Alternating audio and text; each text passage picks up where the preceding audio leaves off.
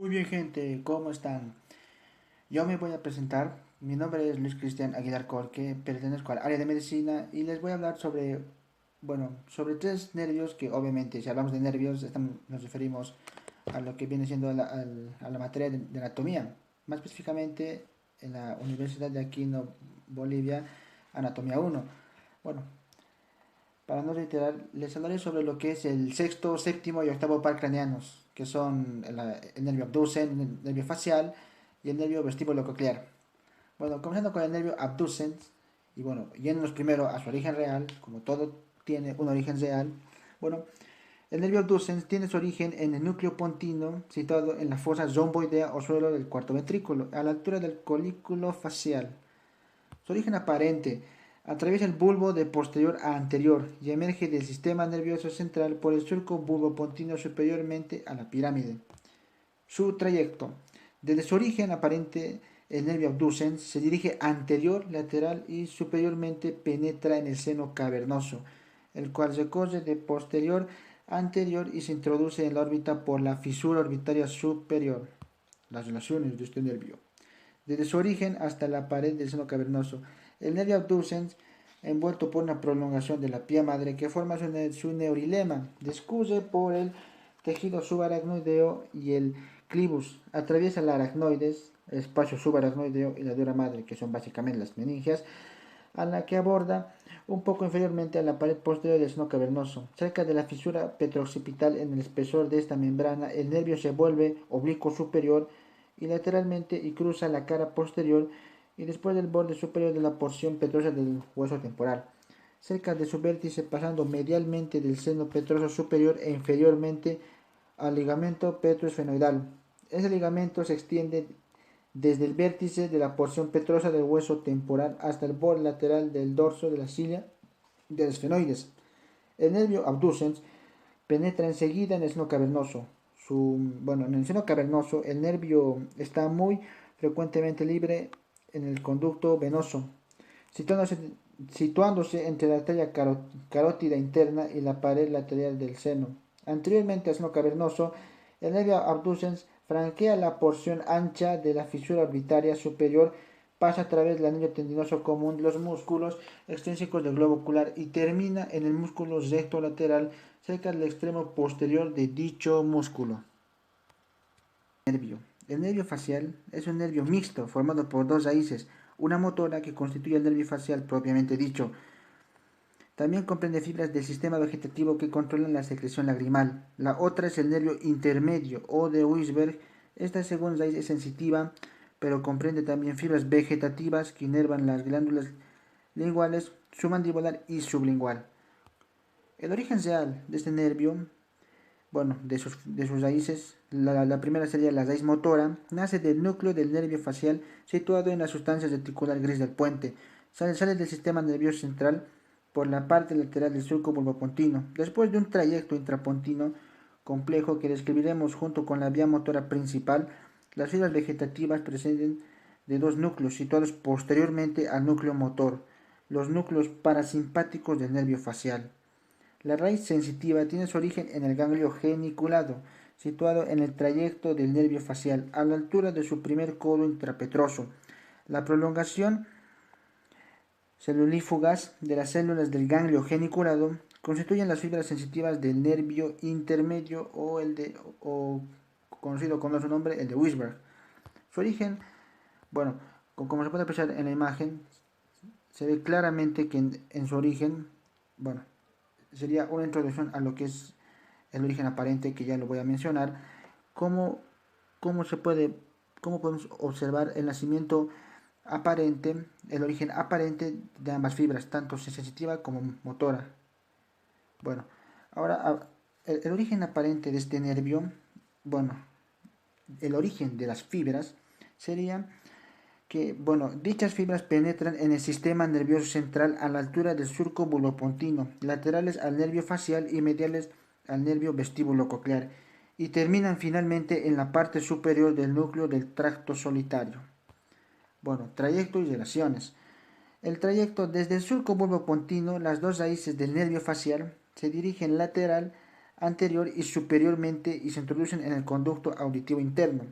Al llegar al fondo de este conducto, las dos raíces penetran en el conducto facial y los recorren en toda su extensión. El nervio presenta, al igual que el conducto, tres porciones o segmentos.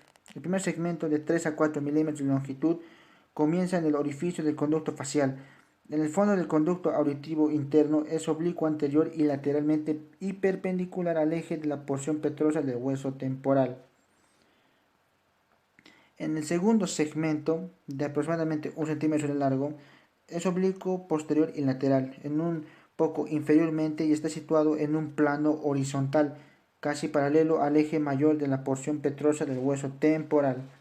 Y bueno, el tercer segmento es vertical, comienza inferiormente a la entrada del antromastoideo y termina en el agujero estilomastoideo, mide aproximadamente 15 milímetros de longitud.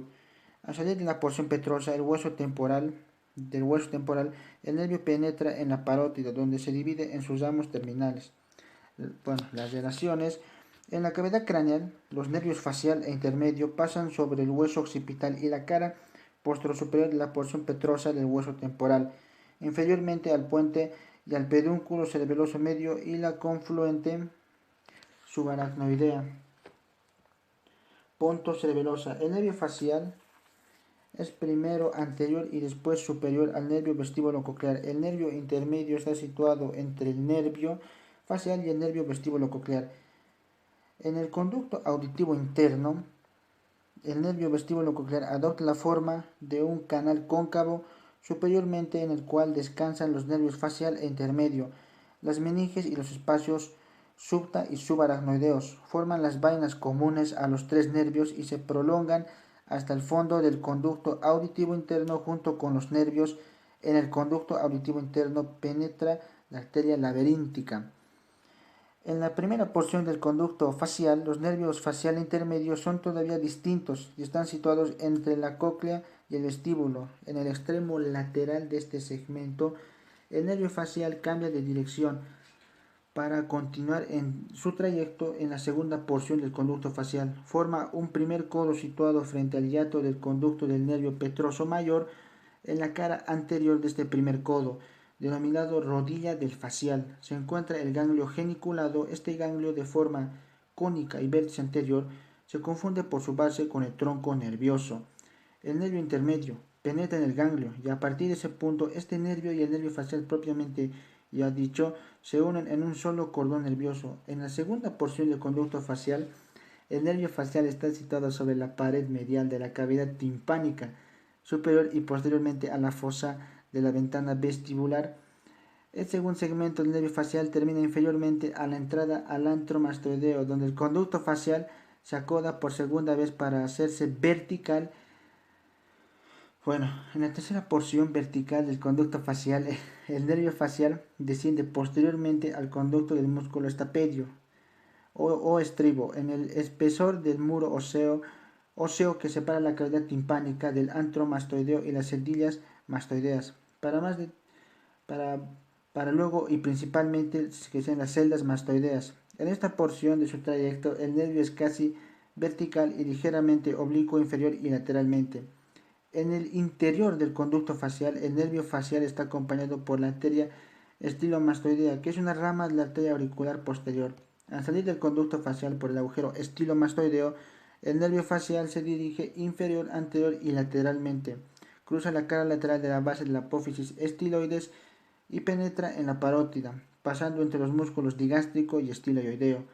En la parótida, el nervio facial, que es oblicuo anterior, inferior y lateralmente, llega a la cara lateral de la vena yugular externa, donde se divide en dos ramos terminales. En su trayecto intraparotidio, el nervio facial y la parte inicial de sus ramos terminales discurren en un plano célulofibroso que divide la glándula parótida en dos lóbulos, uno superficial y otro profundo. Las ramas colaterales. Bueno, posee dos tipos de ramas, que entre ellas serían las intrapetrosas. Una pequeña rama de esta rama sería el nervio petroso superficial mayor. Nace del vértice del ganglio geniculado y sale por el hiato de Falopio. En el canal de este se une al nervio petroso profundo mayor. La unión de los dos petrosos, junto con un ramo simpático del plexo carotidio, forman el nervio vidiano, que sale por el agujero rasgado anterior, pasa por el conducto vidiano terminando en el ganglio esfenopalatino. Nervio petroso superficial menor. Tiene su origen en el ganglio geniculado. Cruza el hiato accesorio, sale para caminar en la cara anterosuperior de la roca, donde se une al nervio petroso profundo menor, digo mayor. Al igual que el superficial mayor, recibe un ramo simpático, pero el plexo pericarotidio sale por el agujero rasgado anterior al término para terminar en el ganglio óptico. El nervio del músculo del estribo se origina en la porción descendente del facial, cruza la lámina ósea que divide el conducto muscular y el acueducto de Falopio para terminar penetrando el cuerpo del músculo propiamente dicho. Bueno, el siguiente, que es el nervio de la cuerda del tímpano. Ese nervio nace en la parte inferior de la porción descendente, se introduce por la cisura petrotimpánica y entra en la caja del tímpano, donde pasa entre la rama vertical del yunque y el mango del martillo, la mucosa y membrana fibrosa de la membrana timpánica, hasta llegar al orificio anterior de la cuerda del tímpano. Llega a la base del cráneo, pasando por el espacio maxilofaringeo, termina uniéndose al nervio lingual en su terminación en los bulbos del gusto. Se considera continuación del intermediano de Weisberg. Bueno, siguiente, el ramo comunicante con el décimo par craneano, o bueno, en algunas nomenclaturas lo conoce como neumogástrico. Bueno, este nervio nace a la altura de la cuerda del tímpano bajo el conducto mastoideo, cruza un conducto óseo, desemboca en el ostium introitus, que es básicamente la fosa yugular, y termina en el ganglio yugular del neumogástrico. Sus ramas extrapetrosas, como ya mencioné, posee dos tipos de ramas, una interpetrosa y extrapetrosa. Bueno, las ramas extrapetrosas, una de ellas es el nervio auricular posterior, el cual, bueno, básicamente tiene el mismo origen que los anteriores, camina por el vientre posterior del ligástrico hasta el borde anterior de la apófisis mastoidea. Se une al rama auricular del plexo cervical, originando dos ramas, una ascendente y descendente, que es para el músculo occipital, que emite una rama del nervio occipital de Arnold. Bueno, ahora el ramo del conducto auditivo externo, que es, bueno, ese nervio nace debajo del agujero estilomastoideo, pasa por la apófisis mastoidea hasta llegar a la cara posterior del conducto auditivo externo. Inerva la piel de este y parte de la membrana del tímpano, la concha del tragus, antitragus, el antehélix y el lóbulo de la oreja. Los ramos musculares, que son, bueno, su rama estiloidea, una rama para el vientre posterior del ligástrico y una rama lingual que es inconstante. Bueno, las primeras dos, que son las ramas para el músculo estiloideo y para el músculo también vientre posterior del ligástrico, nacen bajo el agujero estilomastoideo e inervan a los músculos de los mismos nombres. Eso. Bueno, hasta incluso el mismo nombre de estos nervios los delatan, así que no lo veo muy difícil. Ramo lingual, que es inconstante. Camina fuera del músculo estilofaringeo hasta la cara lateral de la faringe y recibe filetes del glosofaringeo, que es el noveno par craneano. Termina en la base de la lengua, emite filetes mucosos para el glosofaringeo y musculares para el palatogloso y estilogloso. Bueno, las ramas terminales, que también poseen dos. La primera rama es la rama temporofacial, que posee unos ramos, los ramos temporales, destinados al músculo auricular anterior y a los músculos de la cara lateral de la oreja. Los ramos frontales. Para el vientre frontal del músculo occipito frontal, los músculos conjugador de la ceja, prócer y orbicular del ojo. Bueno, sus ramos suborbitarios, o también llamados ramos cigomáticos, destinados a los músculos cigomáticos mayor y menor, elevador de la nariz y del labio superior, del músculo melonioideo, porción transversa del músculo nasal, elevador del labio superior y depresor del tabique. Bueno, ahora pasamos a la rama cérvico-facial, que, el primer ramo de esta rama del nervio facial es el ramo bucal inferior, básicamente está destinado al músculo risorio y la mitad inferior del músculo orbicular de la boca.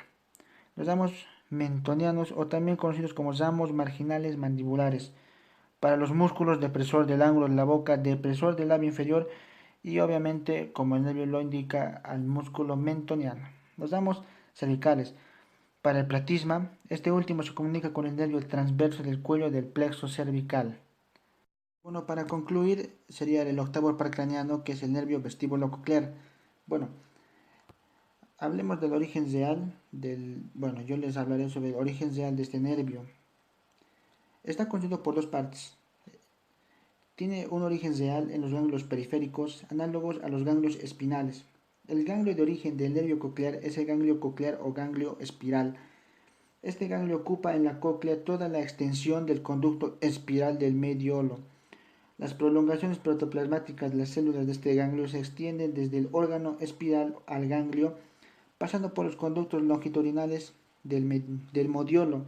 Los axones de las células del ganglio coclear constituyen las fibras del nervio coclear. Este nervio penetra en el puente por el extremo lateral del surco bulbopontino y termina anteriormente al pedúnculo cerebeloso inferior en los dos núcleos denominados núcleo coclear posterior y núcleo coclear anterior. Segundo, el ganglio de origen del nervio vestibular se llama ganglio vestibular. Está situado en el fondo del conducto auditivo interno.